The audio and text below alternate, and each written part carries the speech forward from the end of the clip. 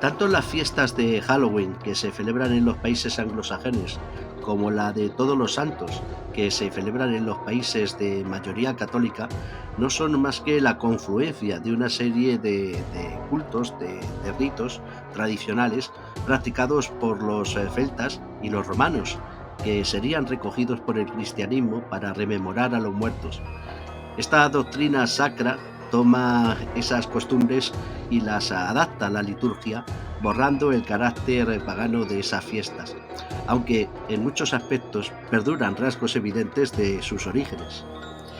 Ambas celebraciones tienen el mismo fin. De hecho, la palabra Halloween es la adaptación de la palabra inglesa All Halloween, que significa víspera del Día de Todos los Santos. Halloween, por tanto, se celebra el 31 de octubre y Todos los Santos el 1 de noviembre. Tanto en una fiesta como en la otra se recuerda a los familiares y amigos fallecidos. Pero mientras en Halloween predominan los aspectos festivos, el Día de Todos los Santos tiene un carácter más luctuoso, marcado por la costumbre de visitar las tumbas de los seres queridos para cubrir de flores y llorar sus ausencias. Los celtas tenían una religión politeísta, adoraban a muchos dioses, casi todos ellos relacionados con objetos y seres de la naturaleza. Árboles, troncos, piedras o pozos formaban parte de su panteón particular. Para ellos, el último día del año era el 31 de octubre. Lo celebraban rindiendo culto a Samán, o dios de los muertos. Los druidas, personajes que hacían las funciones de sacerdotes, brujos y magos, llevaban a cabo los ritos de invocación de los espíritus. Pedían a Samán que permitiese a las almas de los difuntos regresar a sus casas con sus familiares para cenar con ellos e informarles acerca de los acontecimientos futuros. Al mismo tiempo, también pedían que se alejasen los malos espíritus, las brujas, los demonios, los gatos negros, los fantasmas y los duendes de las casas, ya que según sus creencias deambulaban durante esa noche por el pueblo. Para llevar a cabo los rituales, algunos druidas desalmados y alejados de su función encendían grandes hogueras en las colinas más altas, se cubrían con disfraces terroríficos para infundir terror y recorrían todo el pueblo casa por casa pidiendo comida, animales o doncellas, con cuyo sacrificio encontrarían y bendecerían a los malos espíritus y a todos los seres maléficos que amenazaban a la comunidad. Si en una casa no les daban nada, estos sacerdotes la maldecían o la quemaban con toda la familia dentro. Más adelante, cuando los druidas perdieron poder, eran los vecinos más pobres o los que habían tenido mala cosecha quienes salían la noche del 31 de octubre a pedir comida a los más ricos antes de que las nieves les dejasen aislados en sus casas. Normalmente, los más afortunados colaboraban por miedo a que las circunstancias se invirtiesen el siguiente año y fuesen ellos los necesitados. Los romanos también celebraban una fiesta el 31 de octubre, pero nada tenía que ver con los muertos y ni con los espíritus. Era el festival romano de la cosecha, durante el cual se rendía culto a Pomona, diosa de los árboles frutales. Cuando los romanos conquistaron los territorios ocupados por los celtas, especialmente Escocia e Irlanda, añadieron esa celebración a la fiesta céltica de los difuntos, unificando ambas y quedando establecida el 1 de noviembre. Seguramente la presencia de frutas tanto en la fiesta de Halloween como en el Día de Todos los Santos tenga su origen en las antiguas fiestas romanas de la cosecha. No en vano, el otoño es época de recolección. Las más características la noche del 31 de octubre son las calabazas huecas, con las que se realizan caras grotescas y terroríficas, a cuyo aspecto contribuye la iluminación interior con velones encendidos. Pero también se practicaban juegos con otras frutas, como pescar manzanas con la boca en un recipiente lleno de agua. El 1 de noviembre es típico comer frutos propios de la temporada, como castañas, uvas, manzanas y palos santos.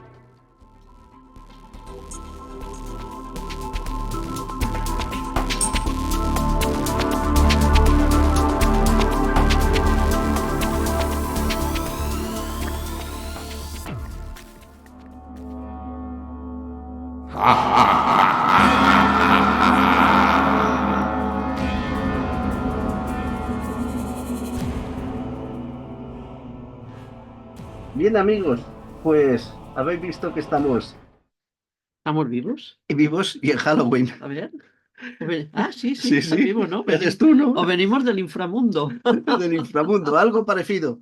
Lo que sí, no sabemos de dónde venimos, pero sí sabemos a dónde vamos.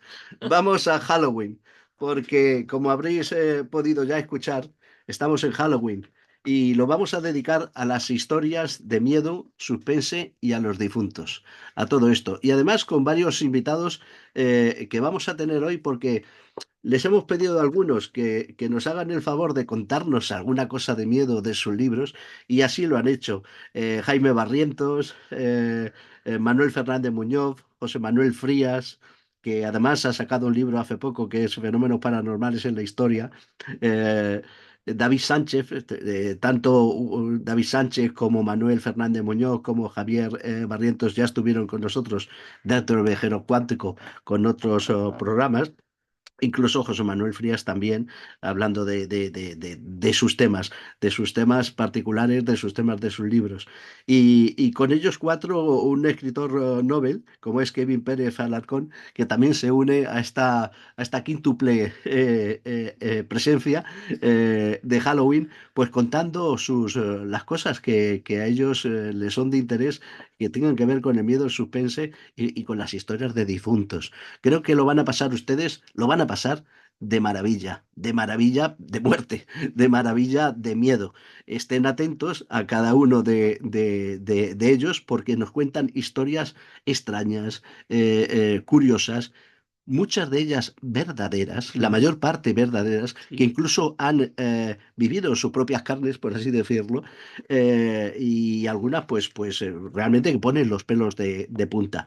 Y con todo ello vamos a conformar el programa de hoy. Antes, en la presentación hablábamos de un poco de los ritos celtas, de los ritos druidas. Por cierto, todos los druidas no se pasaban por los pueblos No, no eran malos, no. quemando pueblos. No, por ¿Eh? eso decíamos que algunos se salían de su función para la que habían sido ordenados realmente, y Claro, eran los que eran los malhechores, ¿no? exacto. Pero fue como en todas las profesiones, esto ya viene de lejos, que en todas las profesiones hay las ovejas negras, ¿no? Los malévolos. Bueno, pues como en todo.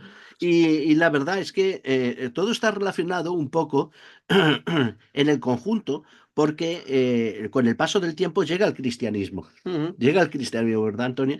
Bueno, Y también lo lía todo un poquito más, ¿no? La lía parda, ¿no? Bueno, como ha pasado en otras muchas festividades, pues el cristianismo adoptó viejos ritos paganos para erradicarlos y para adoptarlos a su doctrina y a su liturgia. Hay que decir que el paso de los ritos celtas, que son el origen de Halloween y de todos los santos, pues es el siguiente. Desde el siglo IV, la Iglesia de Siria consagraba un día para recordar a todos los mártires. 3 siglos más tarde, en el año 615, el Papa Bonifacio IV transformó un templo que estaba dedicado todavía a todos los dioses romanos, al panteón romano, en un templo cristiano. Entonces, este templo lo dedicó a todos los santos. Y así perduró hasta que un nuevo papa, Gregorio III, cambió la fiesta el año 741 para el 1 de noviembre, fecha de la dedicación de la Capilla de Todos los Santos en la Basílica de San Pedro en Roma. Más tarde, en el año 840, un nuevo papa, Gregorio IV, ordenó que la fiesta de Todos los Santos se celebrase universalmente. Sería la fiesta mayor, es decir, también esta tuvo su celebración vespertina en la vigilia para preparar la fiesta, es decir, el 31 de octubre.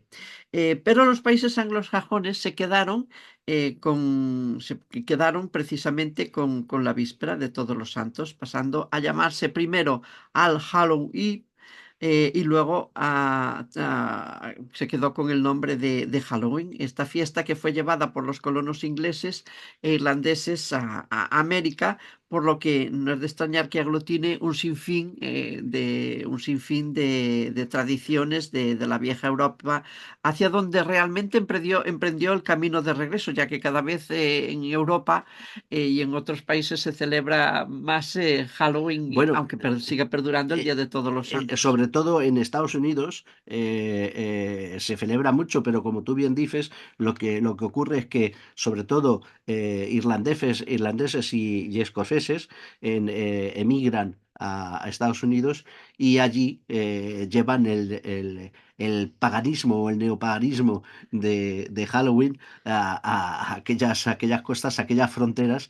y allí se establece más directamente, pues como esto que hemos dicho, el truco y trato, como las bromas de los niños, reminiscencias ancestrales de entonces, ¿no? Bueno, pero esto del truco o trato tiene su origen en un hecho que acaeció en Irlanda. Los católicos en Irlanda fue bueno, acaeció realmente en Inglaterra el 5 de octubre de 1605, y que digamos, esta broma que hacen los niños tuviese un poco de copiarse un poco de aquellos druidas que decíamos desalmados, ¿no? Durante 200 años, entre 1500 y 1700, los católicos sufrieron una persecución implacable por parte de los protestantes. Carecían de derechos, se les prohibía ejercer cargos públicos, eran multados por cualquier insignificancia y estaban obligados a pagar elevadísimos impuestos. Casi, casi, si nos remontamos a los principios del cristianismo, los romanos los perseguían, ¿no? Sí, Sobre sí, todo Diocleciano, el emperador Diocleciano. Bueno, pues era una cosa parecida, que también se les desposeía de sus bienes, etcétera. Bueno, pues el culto católico estaba en este caso prohibido. Muchos sacerdotes fueron martirizados, o sea, ves el paralelismo con claro. el cristianismo primitivo, y condenados a muerte por celebrar misas. Entonces, cansados de tantas injusticias, los católicos prepararon un atentado contra el rey Jaime I y su parlamento. ¿Qué pasó? Que este complot fracasó al ser descubierta la pólvora que iba a ser empleada en el atentado por un descuido de la persona Espera, que la espera, que custodiaba. tienes a un amigo que se está uniendo a la esta, sácalo A la bien. charla. Hola, Mira, hola, amigo. mira, pues si quieres ver a la gente, ve, mira a la gente. Mira, este es Min, ¿eh? Que es convidado de piedra. No, de piedra no, si no, no se movería. De piedra, que se ha unido a la broma. ¿Se ha quedado por aquí en el estudio? Pues bueno, pues ya lo presentamos. Siga, Antonio, por Está favor. claro que estamos de fiesta, ¿no? Hombre, claro, estamos de Halloween. Bueno, pues decíamos que el complot, el atentado fracasó porque la persona que custodiaba la pólvora, que era Guy Fawkes, mi inglés es fatal, bueno, tuvo un descuido y fue descubierto. Entonces, este hombre fue capturado y ahorcado, o sea, poca broma. Entonces, este hecho fue celebrado con una gran fiesta que aún tiene vigencia en la actualidad. Y ahí empezaron los disfraces, ¿no? Claro, espérate, grupos de protestantes conmemoraban este día ocultándose tras las máscaras, tras disfraces, máscaras y disfraces, visitando a los católicos de su pueblo, a quienes exigen pasteles y cerveza al tiempo que les gritan trick or treat, que significa trato truco. Pues esta costumbre fue llevada por los colonos ingleses que emigraron a América, pero trasladándola al 31 de octubre, a diferencia como decíamos, del Día de Todos los Santos, que lo seguimos celebrando el 1 de Claro, es noviembre. que como hemos dicho, en la tradición cristiana lo que hace es una vigilia. Hay dos fiestas, todos los santos, lo que son todos los santos, y luego después lo que es la fiesta de difuntos. Ujú. La vigilia, que entonces en un principio había sido todos los santos, era vespertina, se trasladó directamente hasta la noche, y eso el día 1 y el día 2. No, perdón, eso el día 31. Ujú. Y el día 1 es cuando se celebran la fiesta de difuntos, que ya es, digamos, por así decirlo, más cristiana, ¿no? Bueno, pues esto del truco trato pasó a formar parte de estos rituales de Halloween. Entonces los niños en América llevan unas bolsas para guardar los dulces y la comida que les dan en sus visitas. Estas bolsas están decoradas con calabazas huecas, calaveras, gatos negros, así como Min, Este es que medio es medio blanco blanco-negro. negro, y otros elementos que se asocian con la muerte y el miedo. Cuando los vecinos abren las puertas de sus casas, los niños, emulando aquellos druidas desalmados, hay que seguir aclarando que no todos los druidas eran malos, sino que había unos desalmados que machacaban a la gente y que si no les daban, Esto digamos, el aguinaldo, pues le incendiaban daban. la casa. Bueno, pues que seguramente emulando a aquellos antiguos druidas célticos, los protestantes ingleses pronunciaban la frase trick or treat y los adultos ya saben lo que les esperan si no cumplen. Es decir, que o le dan dulces o le dan dinerillo o pues O la son arman. pasto de una travesura, Bueno, que pues será una inocente travesura si se trata de niños, pero seguramente algunos aprovecharán para hacer travesuras mayores, ¿no? todo esto que ustedes acaban de escuchar es la parte graciosa de esta noche. Ahora viene la parte de suspense, la parte del miedo. Ahora dejamos la broma y nos adentramos en otros mundos del viajero cuántico. En este caso, en los mundos del miedo y del suspense. Y la primera cuestión nos la va a comentar José Manuel Frías, con un extracto de su libro de fenómenos paranormales en la historia de un libro de editorial Almufara. Existe una historia que para los muy entendidos en el mundo del misterio es ya todo un clásico, pero que las nuevas generaciones desconocen.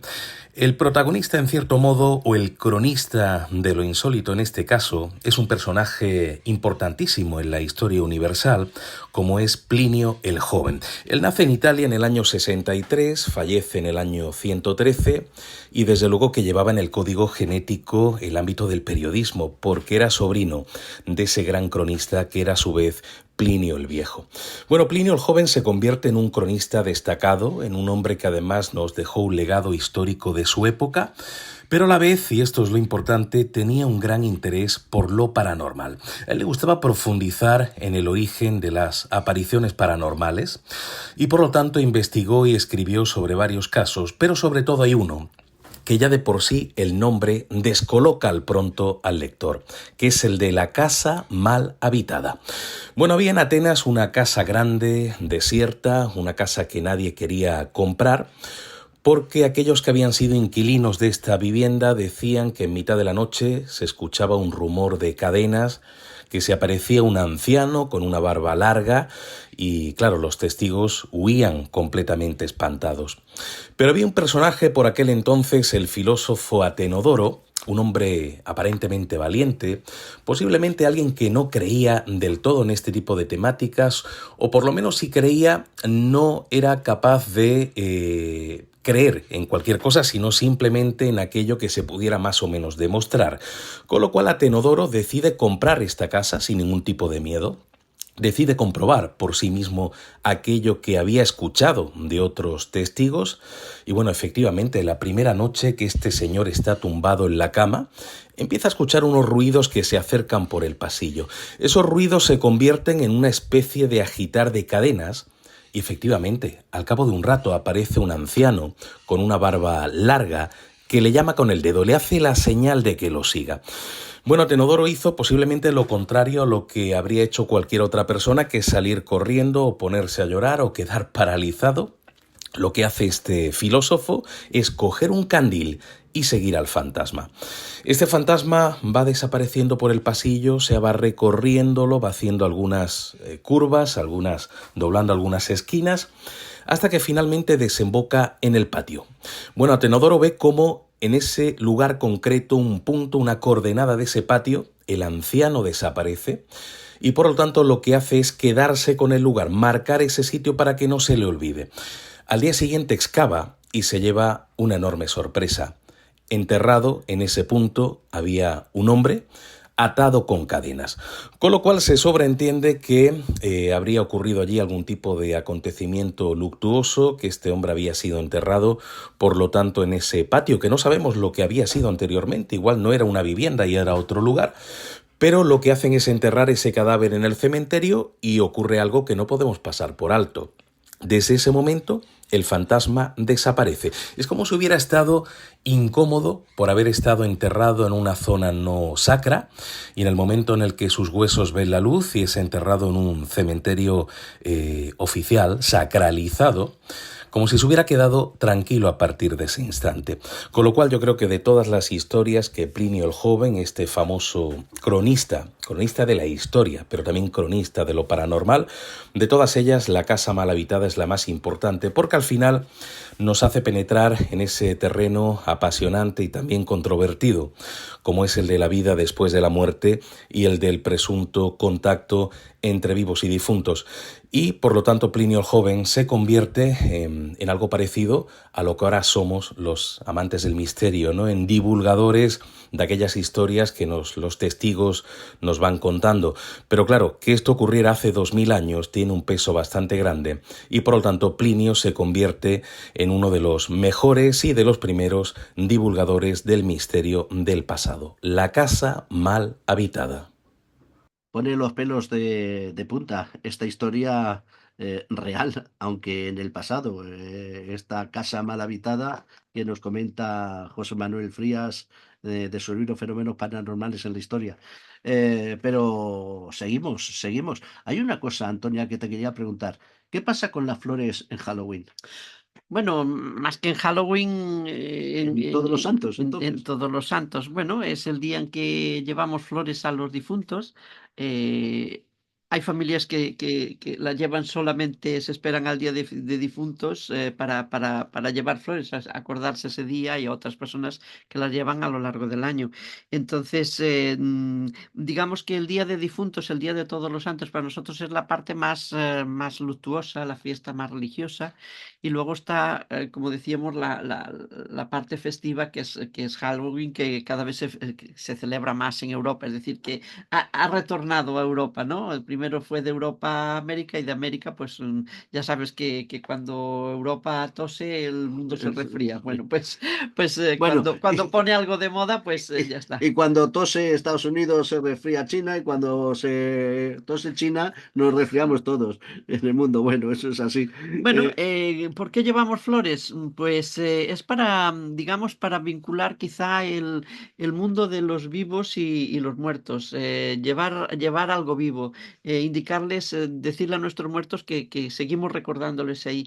Y se adornan las sepulturas, a veces que crecen malas hierbas, pues se quitan y se ponen las flores bonitas. Por ejemplo, en mi pueblo, casi todo el mundo tiene crisantemos y dalias, que son las flores que suelen llevarse al cementerio, aparte de otras, pero bueno, en esta época son las que mejor crecen y se hacen, pues me acuerdo cuando íbamos al cementerio en esa época, se hacían unos motivos florales preciosos. La gente tiene unas habilidades, pues hacía cruces, hacía coronas, hacía incluso letras, ponía el nombre de los difuntos que yacían en esas sepulturas con flores, y le ponían con un lecho de ramas de espárrago, de esparraguera, o sea, unas cosas preciosas. en otros lugares, en Sudamérica, en Latinoamérica, se celebra hasta comer encima de las lápidas. Cenar, ¿eh? Comer y cenar encima de las lápidas. O sea que fíjate,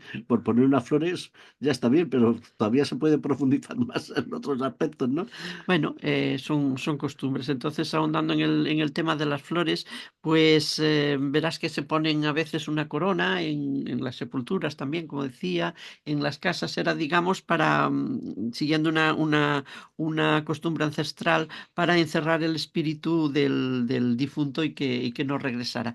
Hay otra cosa que se habla de las flores, que antiguamente, cuando fallecía una persona, durante el velatorio, para que no, claro, a causa de la descomposición progresiva, pues se podía generar el mal olor. Pues para camuflar ese mal olor se ponían en la caja, dentro o encima, flores fragrantes, ¿no? Fragrantes bueno, que Que dé un dieran buen mucho olor. olor, que dieran mucho olor para disimular el olor de la descomposición. Ahora, pues bueno, todo ha cambiado, ya los muertos no se hacen los velatorios, al Los menos difuntos. aquí, bueno, los difuntos, los muertos ya no se hacen en las casas, ya se hacen en los tanatorios, ya están muy bien preparados con una conservación en frío, a pesar de que se siguen llevando las flores. Claro. Las flores son una muestra de que les amamos, de que les seguimos amando, el día que fallecen, y el día de Todos los Santos, pues que les seguimos recordando que estamos ahí y que no les hemos olvidado, que les Pues seguimos amando. vamos con otra muestra de los amigos que nos cuentan cosas esta noche.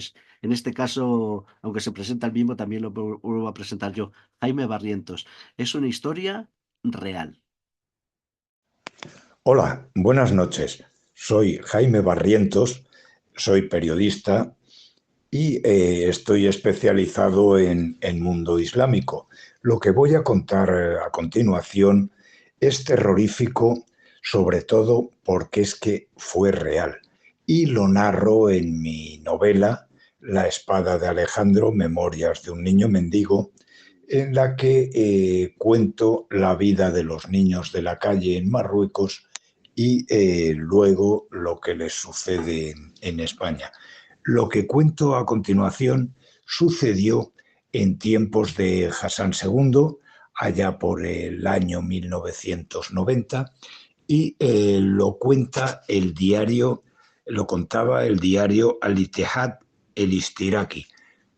Y antes de esto, querría decir que en el Islam está absolutamente prohibida la magia, pero en Marruecos hay un pozo preislámico, sobre todo por sus orígenes bereberes. Pero bueno, voy a leer este extracto del periódico Al-Ittihad del Ishtiraki.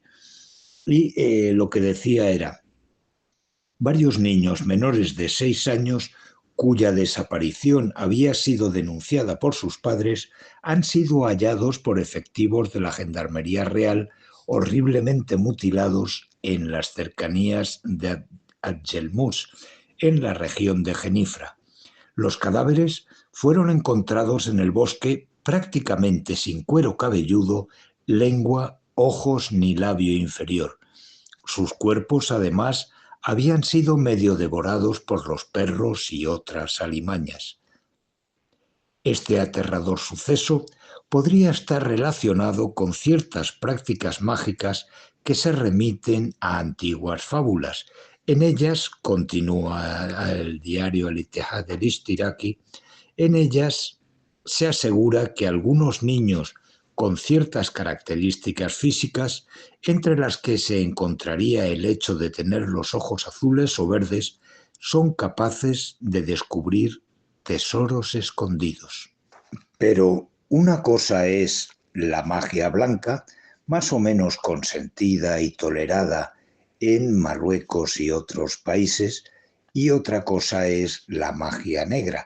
En la magia blanca, pues como en todos los países, las personas que acuden a estos santones es fundamentalmente para saber sobre su economía, sobre el amor o sobre la salud suya o de algún pariente o familiar. Pero hay otra magia negra terrible que sirve para convocar al diablo. En algunos de estos rituales se emplean hienas vendidas secretamente al precio de 80.000 dirham, que son al cambio unos 8.000 euros, y cada gramo de su cerebro alcanza la cifra de 50 euros, en un país donde el sueldo medio mensual no llega a los 200-300. El término típicamente marroquí, se comió el cerebro de hiena, se refiere a aquellas personas incapaces de cualquier iniciativa personal. También es notoria, aunque no se suele hablar de ello, la existencia de un siniestro tráfico de órganos y cadáveres. Los saqueadores de tumbas salen ciertas noches, especialmente en luna llena, para robar muertos. Estos brujos llegan a escribir textos del Corán con fluidos corporales como semen o sangre menstrual, y para destruir a personas vivas utilizan su cabello, uñas, ropa, fotos, etcétera, o redactan el Fatiha, el primer capítulo del Corán, pero lo escriben al revés, pudiendo llegar a obligar a sus víctimas a hacer el amor hasta con su propia madre o su hija, o también suelen darles de beber y comer sangre o carne humana para que el hechizo sea más fuerte. Curiosa historia también la que nos cuenta Jaime Barrientos y que nos da a conocer otras culturas, ¿no? Sí. Que él conoce también. Yo siempre digo que es un periodista muy viajado y esas personas que han viajado tanto por el mundo tienen la oportunidad de conocer Un gran amigo también. muchísimas cosas. También a nosotros nos han pasado cosas, ¿no, Aníbal? Yo Uy, soy, sí. yo soy una persona que siempre busca una explicación lógica, científica. Digo, "Nah, esto no puede ser". Pero sí que nos han pasado algunas cositas Como dignas esto que de se acaba de caer eso. no sé qué por ahí. Pero bueno, hay fenómenos paranormales que le vamos a ver. Antes ha aparecido Min, ahora no sé qué se ha caído. Pero bueno, perdona. Pero aquella historia, ¿A aquella dónde? historia, No, ¿a dónde me quieres llevar? pues te quiero llevar a aquello que nos pasaba en aquella casa donde habíamos vivido, que sin saberlo nosotros había fallecido una persona allí. Esto lo Eh, subimos después. por eso digo que fuimos a vivir sin saber, pues esto, igual si lo hubiéramos sabido no hubiéramos ido, o si no se No, sabe. yo hubiera ido exactamente igual. Pero bueno, porque a ti te gusta experimentar, claro. Bueno, fíjate si me gusta experimentar. Voy a contarlo. Voy a contarlo así un poco brevemente Aunque sea una también. cosa muy personal, mira que a los periodistas no nos gusta hablar de No, nosotros pero mismos, esto, pero vamos, esto es, alguna vez en alguna charla también lo hemos contado. lo hemos contado. Pero imagínense ustedes, una casa normal, en una población normal, es más, una gran Una población, gran población. una gran población. No voy a indicar los detalles de la casa, pero una casa, un edificio, un edificio. eh, donde se vive normalmente, hasta que se decide que nos vamos a cambiar de piso. Nos vamos a cambiar de piso y decidimos, bueno, pues no sé, vamos a buscar piso en otros lados. Mientras estamos buscando pisos, empieza a ocurrir una cosa que no había ocurrido nunca. Y es que en el pasillo teníamos un pasillo central de unos, no sé, 12, 15 metros, que recorría más o menos toda la casa. El pasillo iba desde la puerta de entrada hasta el comedor y al pasillo daban dos habitaciones, nuestra Tres. biblioteca, sí, la cocina, nuestra biblioteca y el lavabo. Ujú. Daban con puertas al pasillo. Pues yo empecé a observar cómo por las noches, a la hora de... normalmente soy el último en acostarme. eh, Antes de acostarme, cómo veía pasar una sombra rápida, algo como una neblina, sin una forma definida, oscura, negra. Esto es real. ¿Eh? Y la sombra, de ser esporádica, empezó a hacerse cada vez Más frecuente. más frecuente, casi prácticamente diaria. A mí me gustan los fenómenos paranormales, como todos ustedes saben, me gusta la parapsicología y al principio yo pretendo que todos mis alumnos tengan la cabeza en su sitio, o sea, que sean neutrales. Me empecé a pensar, bueno, pues no sé, me tengo que mirar la vista, algo me pasa en la vista, descartamos la vista. Bueno, pues posiblemente estemos en un fenómeno paranormal. Será un juego de luces que yo por la noche apago las luces, no dejo todo encendido y empecé a controlar las luces de la casa, a encender todas las luces, a prácticamente no tener apenas luz, a encender una habitación sí y otra no, y daba igual. La sombra seguía apareciendo siempre iba muy rápido, pocas veces iba lenta, la mayor parte de veces decías un segundo y ya había pasado, pero yo con el rabillo de ojo sabía que había pasado, intuía que había pasado una sombra. Intentando saber qué pasaba, incluso en el lavabo dejaba la puerta abierta del lavabo, como pensaba que era una sombra escurridiza que no quería que yo la viera, sino que pasaba y que simplemente la percibía. Incluso empecé a poner juegos de los espejos del lavabo en una determinada manera, porque yo empecé a presentir de que cuando yo presentía que la sombra pasaba, ya prácticamente había pasado. Eran milísimas de segundo, pero había visto la sombra.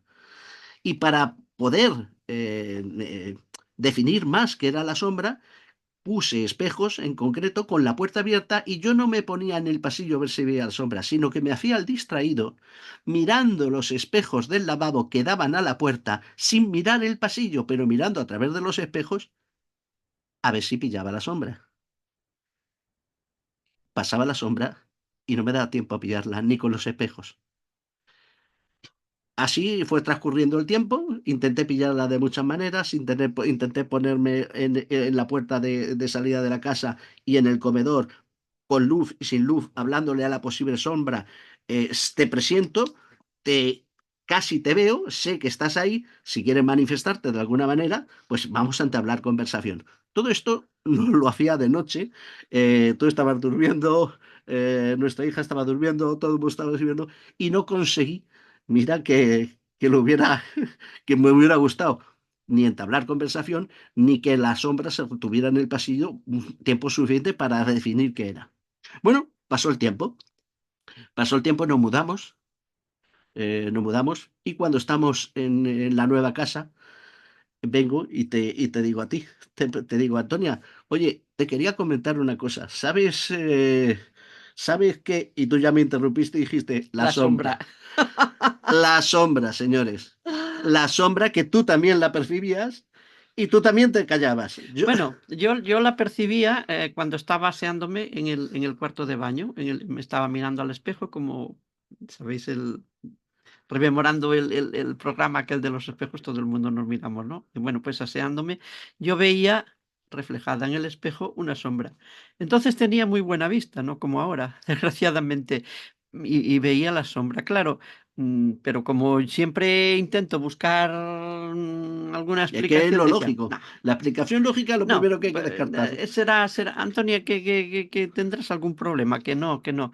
¿Y por qué no se lo dije a Aníbal? Yo pensando, si se lo digo a Aníbal, cuando a veces que yo, claro, que siempre busco explicación, como le diga esto, me va a decir Aníbal, voy a dar la razón y me va a decir, ves, como las cosas O sea, por existen. no darme la razón. Vale. Y no, por no darte la razón y porque digo, no, esto no puede Yo no ser. te lo decía a ti para que no tuvierais miedo y me dejarais actuar por las noches a ver si la pillaba. Pero digo, no diré nada hasta que nos vayamos. Ya sabíamos que nos que vamos a cambiar de casa, pues no diré nada.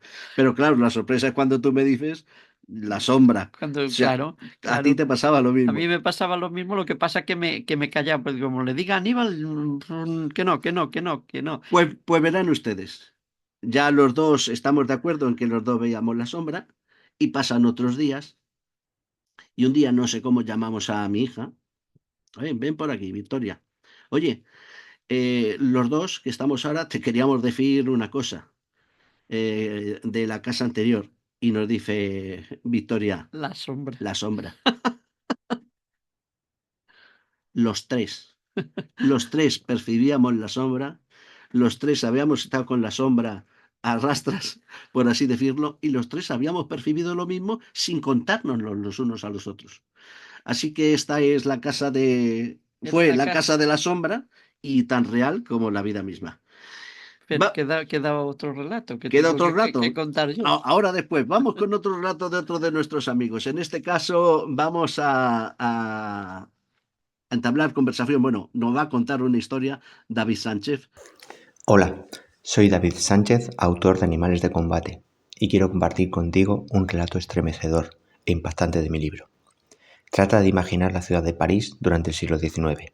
La cultura, el arte, el lujo y la elegancia impregnaban cada rincón y cada calle.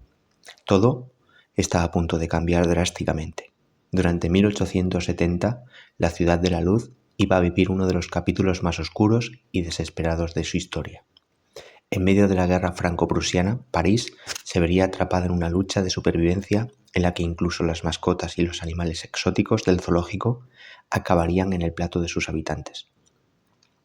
Era septiembre de 1870, cuando el ejército prusiano, dirigido por Otto von Bismarck, cerró todas las rutas de acceso a la ciudad. París, con sus 2 millones de habitantes, quedó aislada del mundo, sin que entrara ni un gramo de comida.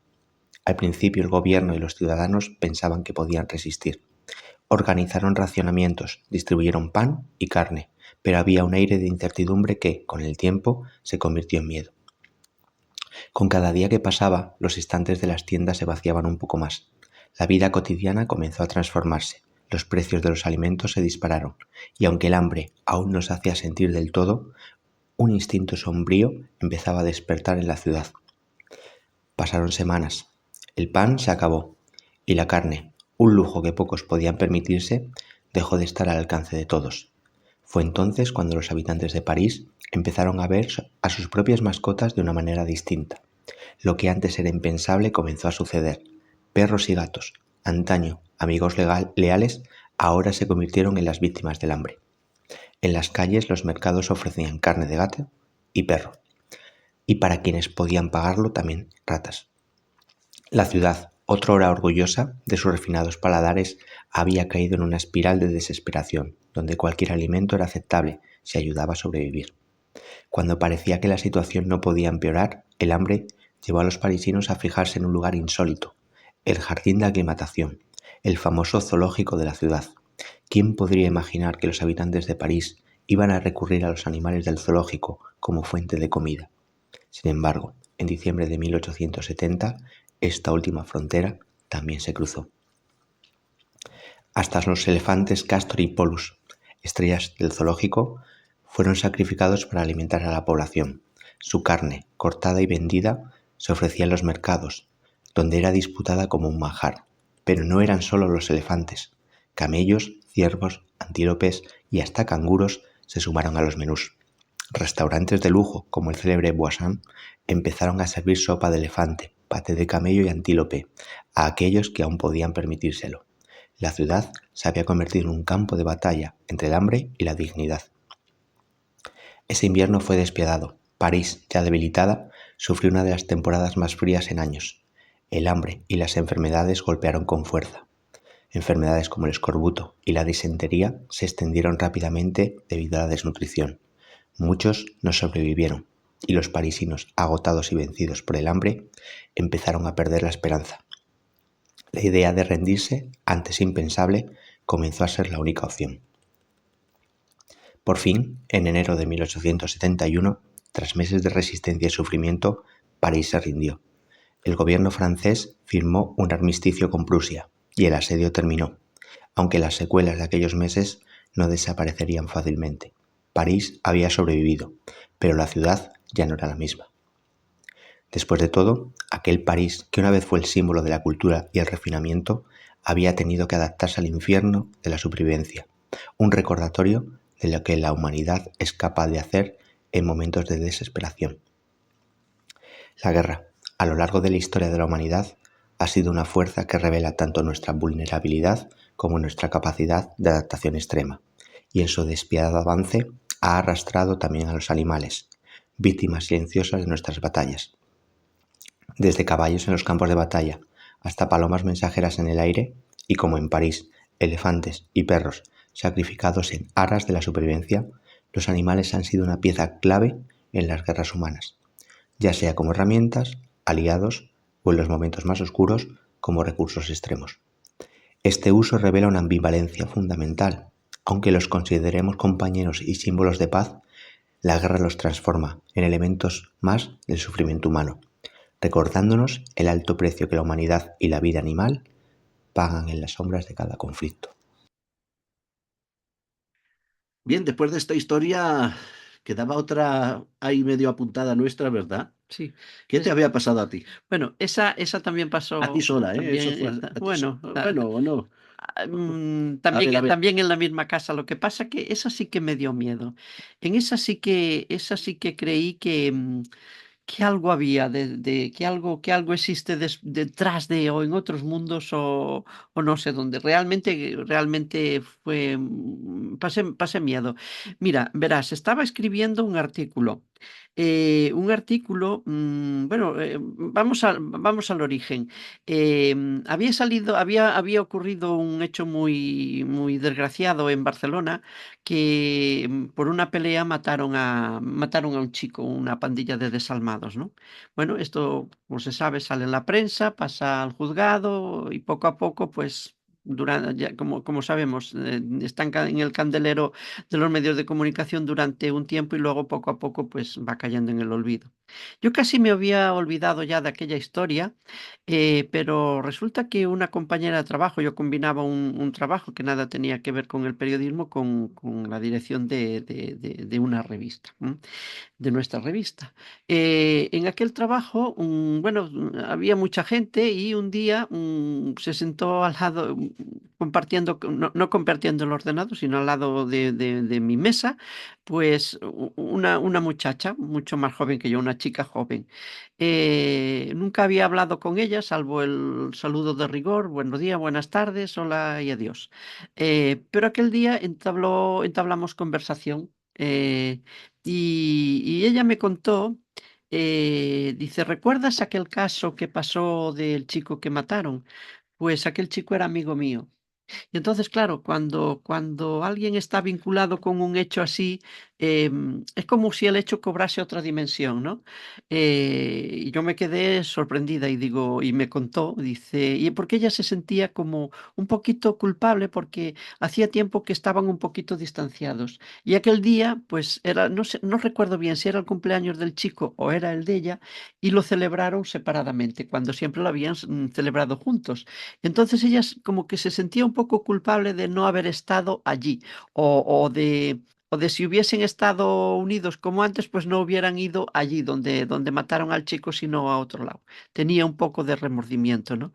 Y me empezó a decir, claro, cuando yo me enteré de que mi amigo había muerto, pues claro, me entraron, bueno, un gran pesar, bueno, lo típico, ¿no? Y he llorado mucho, Antonia, he llorado muchísimo, muchísimo. ¿Y sabes lo que me ha pasado? Me dice, ¿qué te ha pasado? Pues que es que las lágrimas se acaban. Yo pensaba que las lágrimas no se acababan. Y bueno, digo, oye, tú, ¿por qué no escribes esto ¿por qué no escribes esto? Y yo lo publico en esta revista bueno, en la que colaboro.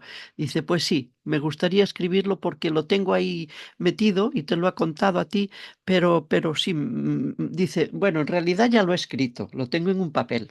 Digo, pues ¿por qué no me das el papel y yo te lo publico? Si tú quieres, claro. Dice, pues sí, mañana te lo traigo. Entonces me vino con el papelito muy dobladito, con mucha timidez. Mira, es esto, como... Y cuando yo abrí aquel papel, ella, claro, ya pensaba que era una reflexión así de poca enjundia, bueno, y cuando yo leí aquel papelito que me daba con mucha timidez, muy dobladito, vi tanto dolor en aquella reflexión, en aquella confesión, digamos, en lo que ella sentía, en la explicación de sus sentimientos, que digo, ¿sabes qué?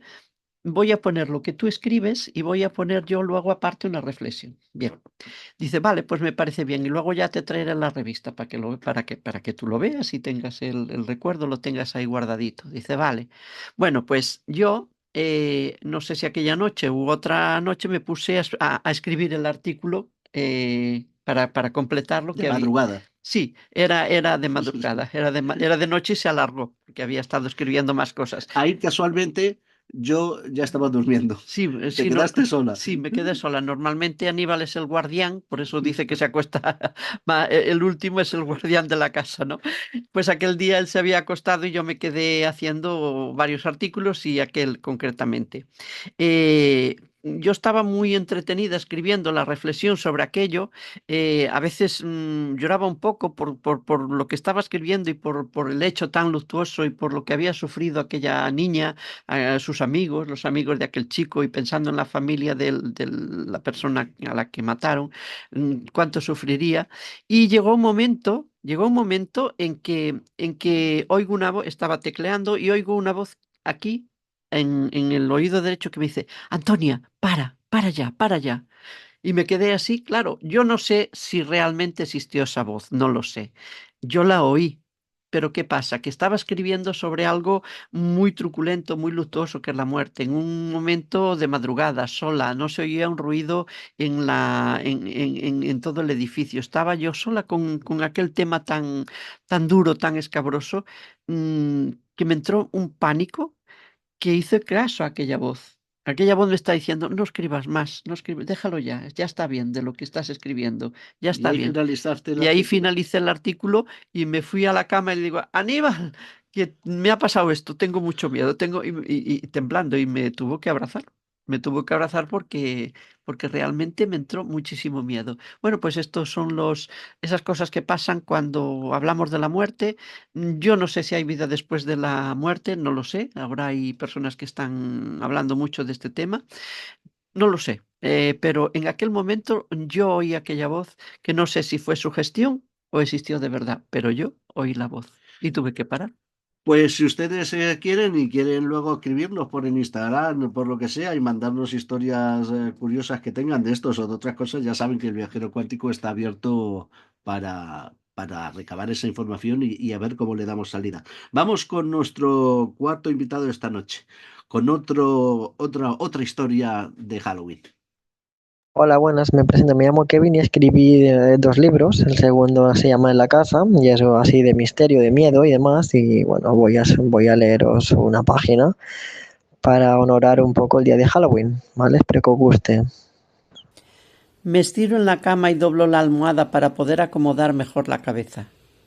Me apetece continuar el libro que empecé. Está muy interesante. Comienzo la lectura y de pronto saltan los plomos. Se ve todo oscuro, se va la luz de toda la casa. Toco la pared hasta encontrar la mesita de noche. Busco el primer cajón con la mano para abrirlo y coger la única linterna que tengo. Lo que no sé es dónde está el sistema eléctrico de la vivienda. Investigo con la linterna por la planta de abajo, pero no la encuentro. Camino temblorosa. No me esperaba que pudiera ocurrir esto. Seguro que el responsable es el temporal. Se escucha algún trueno mientras sigo rebuscando. Paso por el comedor, viendo tan poco parece todo más grande. Me dirijo hacia el pasillo que va hasta el recibidor. Solamente se oyen las agujas del reloj de época colgado encima de la vitrina de roble llena de platos y vasos rotos. De repente se escucha un ruido de fondo difícil de identificar, poco agradable para mis oídos. Empieza a oler mal, como si hubiese algo en mal estado. Me tapo la nariz, no puedo aguantarlo. El miedo empieza a apoderarse de mi cuerpo. Estoy en una casa encantada de noche, sola y en medio de la nada. No sé dónde buscar más. La tendría que haber preguntado a alguno de los hijos dónde están los plomos. Vaya fallo. El sonido permanece, cada vez lo encuentro más familiar. Parece la voz de algún animal agresivo, como si estuviera enrabietado. Su tono es cada vez más alto. Consigo ver una silueta a larga distancia. Me da la sensación de que es la de una mujer. Quizás sea la misma de la otra vez en la planta de arriba. Sigo enfocando de manera trémula hacia donde está. Me acerco cada vez más y tengo mejor visión. Ya puedo interpretar que es una señora de edad avanzada. Su rostro está putrefacto y sus pupilas dilatadas. Su mirada no va dirigida a ninguna parte. De repente pone los ojos en blanco. Estoy aterrorizada. No consigo moverme. No puedo reaccionar. Su desnudez refleja la desnutrición que padece. Presenta un cuerpo muy, muy delgado. Diría que hasta raquítico. No se mueve hasta que alza los brazos y levanta sus pies del suelo, mientras abre su enorme boca con dientes puntiagudos. Mi corazón late muy deprisa y deseo salir del lugar como sea. Camino marcha atrás y noto cómo se acerca lentamente. Corro y salgo del recibidor. La puerta que da a las habitaciones inexplicablemente está cerrada. Intento abrirla, pero no puedo. Algo me sujeta el tobillo de manera violenta. Me hace daño y no me suelta. Me echa hacia atrás y caigo al suelo. Me giro y me doy cuenta de que la señora es la de antes, como ya intuía. De cerca es aún más monstruosa. No deja de decirme cosas en un idioma que no entiendo. Lloro de miedo e impotencia. Me libera y desaparece. Respiro de manera muy acelerada. Creo que me está dando un ataque de ansiedad. Me inclino hacia el suelo y cruzo las manos. Bajo la cabeza todo lo que puedo intentando tener más oxígeno. Es un momento muy desagradable que no recomiendo a nadie. Vuelve la luz. Milagrosamente me repongo poco a poco. Voy con 1000 ojos a beber agua. Me daría pánico reencontrarme con ese ser tan horrible. ¿Qué debe de ser? Está claro que es un muerto y ha vivido en esta casa. Bueno, después de esta historia solo nos queda la última de esta noche. Con esta vamos a despedir el programa. Son 3 relatos en uno, extraídos del libro Guía Mágica de Londres, Edimburgo y Dublín, de nuestro gran amigo Manuel Fernández Muñoz. Hermano, te queremos, no porque seas hermano, sino porque tú dices siempre que soy hermano tuyo y yo hermano tuyo, pues ya queda instaurado como que somos hermanos. Este viajero incansable espiritual, templario, que le gusta el sufismo, que le gusta todo el mundo en general y todas las historias y leyendas de todos lados, escribió una profecía del libro que Guía Mágica de Londres, Edimburgo y Dublín, y de este libro saca 3 historias terroríficas, reales, que les pondrán los pelos de punta. Con él despedimos hasta el próximo programa. Que vaya bien. Hasta luego. Hola, mi nombre es Manuel Fernández Muñoz. Soy autor, entre otros libros, de Guía Mágica y Misteriosa de Londres, Edimburgo y Dublín, de Editorial Almuzara, y me gustaría que me acompañaseis a uno de los lugares quizás más siniestros y tenebrosos de toda la capital británica. Me estoy refiriendo al Metro de Londres, el más viejo de nuestro continente y posiblemente también el más encantado. Sabemos que durante la Segunda Guerra Mundial los ciudadanos londinenses buscaban refugio bajo tierra de los bombardeos alemanes, y esto fue así, por lo menos hasta 1943, cuando sonaron las alarmas y casi 200 de personas corrieron a la estación de Bethnal Green con tan mala fortuna que una mujer que llevaba a su hijo en brazos mientras bajaba las escaleras tropezó, provocando una avalancha en la que se asfixiaron 163 personas. Desde aquel momento son numerosos los testimonios de los usuarios de esta estación de metro, así como los trabajadores de la línea central, que aseguran oír aterradores gritos de hombres, mujeres y niños. Y tras estos gritos, un silencio tal vez incluso más aterrador que los propios gritos que piden auxilio. Aunque tal vez uno de los puntos más calientes de actividad paranormal sea Van Underground Extension, donde quien se suele presentar es The Black Nun, es decir, la monja de negro, aunque en realidad se llame Sarah y sea la hermana de Philip Whitehead, un trabajador del Banco de Inglaterra que fue acusado de falsificar cheques y ejecutado cerca de la Catedral de San Paul. Cuentan que, aun con su hermano muerto, Sarah iba todos los días a buscarle al banco vestida de negro de la cabeza a los pies, algo que todavía se sigue repitiendo, y son numerosos los testigos que han visto a Sarah deambular por esta estación, cuando no estar sentada esperando a su hermano fallecido. Cuando el metro cierra por las noches, los responsables de mantenimiento suelen cruzar las líneas a pie para comprobar que no haya objetos extraños en las vías que puedan hacer descarrilar a los trenes.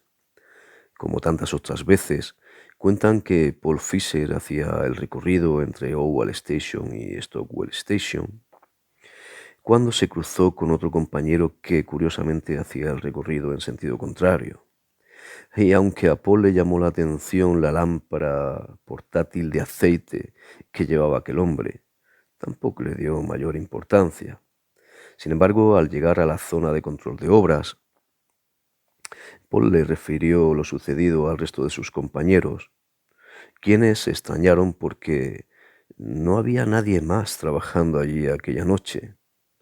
Fue entonces cuando el revisor se llevó a un lado a Paul y le confesó que en 1950 un hombre como el que acababa de escribir fue atropellado por un tren mientras hacía las labores de mantenimiento, justamente en el lugar donde él había visto a aquel extraño portando la lámpara de aceite.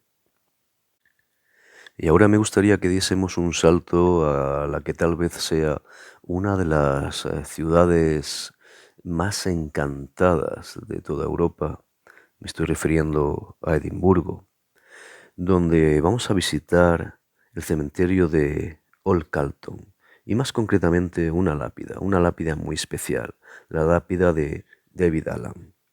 Veréis, hace algunos años se quiso construir una carretera al lado del cementerio de Old Calton. Sin embargo, al final el cementerio tuvo que dividirse en dos.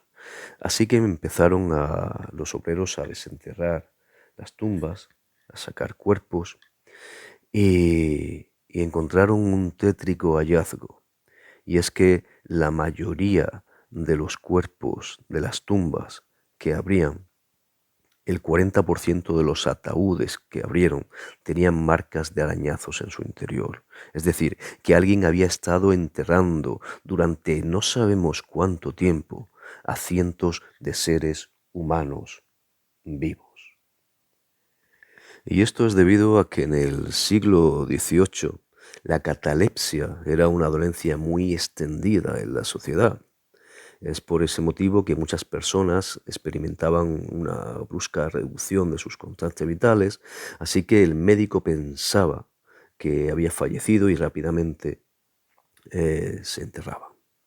Una de las víctimas de este macabro abrazo de la catalepsia, como ya hemos mencionado, fue el pintor David Allen, en cuya lápida mortuoria apareció un terrible rostro al que nadie pudo dar explicación. Aunque al principio se creyó que solamente eran manchas de humedad, el rostro cada vez era más y más patente, más y más nítido. Tanto es así que las autoridades eclesiásticas tuvieron que tomar partido y decidieron abrir el sepulcro, topándose con el semblante desencajado del pintor y con los típicos arañazos dentro del ataúd propios de quien había sido enterrado con vida. Curiosamente, el rostro que había aparecido en la lápida era el mismo rostro que tenían ahora enfrente de sí.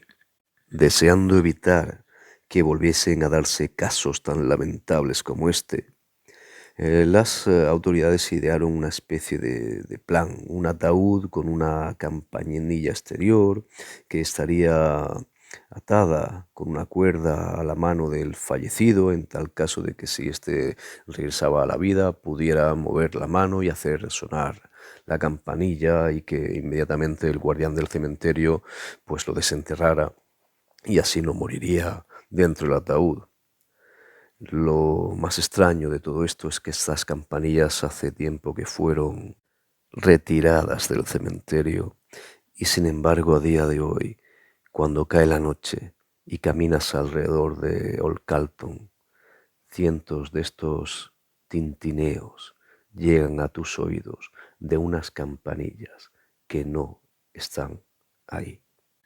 Y por último, siguiendo la ruta del libro, me gustaría que nos desplazásemos hasta la República de Irlanda y su capital, Dublín, para visitar la iglesia de la Santísima Trinidad, o al menos para visitarla de día, porque cuando cae la noche mejor que no pases por allí, porque dicen que el espectro de un marinero que hace algunas décadas se quedó atrapado en la cripta y que fue devorado por una horda de ratas, sale de la catedral dando gritos, y ay de aquel que se lo cruce, ay de aquel que se cruce en su camino.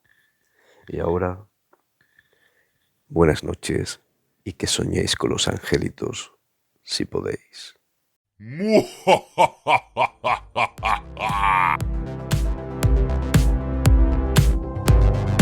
Amigos, amigas, hasta aquí el viaje de hoy. Nos volvemos a ver en la próxima aventura del viajero cuántico. Gracias a todos por estar ahí.